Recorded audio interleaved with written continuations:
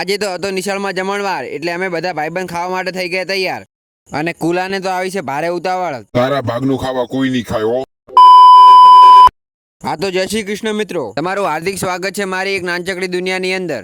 આજે તો વહેલા ઉઠીને હું આવી ગયો દોડવા, પછી હું કરવા લાગ્યો પુશઅપ. સાચું કહું ને તો બહુ મુશ્કેલ પડે છે વેલા વેલા હાડકા બોલતો હોય. પછી મેં મારી રનિંગ પૂરી કરી દીધી અને હું થઈ ગયો ઘર તરફ રવાના. અને આજે પણ સૂરજ દાદા હજી નથી જાગ્યા. અમે ક્યાં જગાડવા છે, સૂર્યવા દે ને.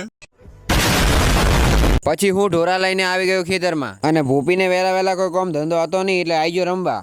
અને આ બીએને પણ કોઈ કામ ધંધો હતો નહીં એટલે આવી ગયા અમારા ઘરે ટાઈમ પાસ કરવા માટે. અમે તો અમારી જિંદગીમાં કોઈ દિવસ અમારા પગ ઉપર ઊભા નથી થયા, પણ આ તો થઈ ગયો.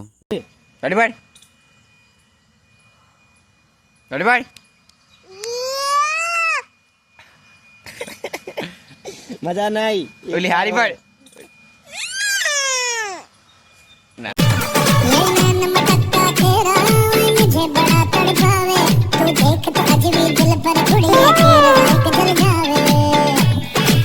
પછી હું કાપવા માંડ્યો લાકડા. 10 દાડાની હતી ઉતરી ગઈ લાકડા ઉપર. क्या बात है सर, क्या बात है.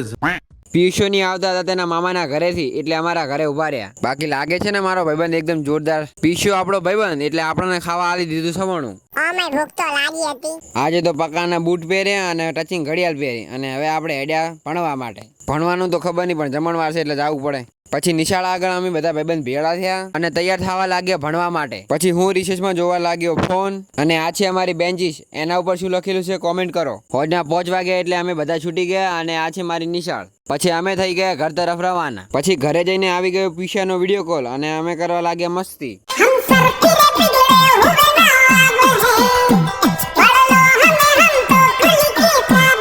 તો મિત્રો આજનો વ્લોગ અહીં પૂરો અને મળીએ આપણે એક નવા વ્લોગની અંદર.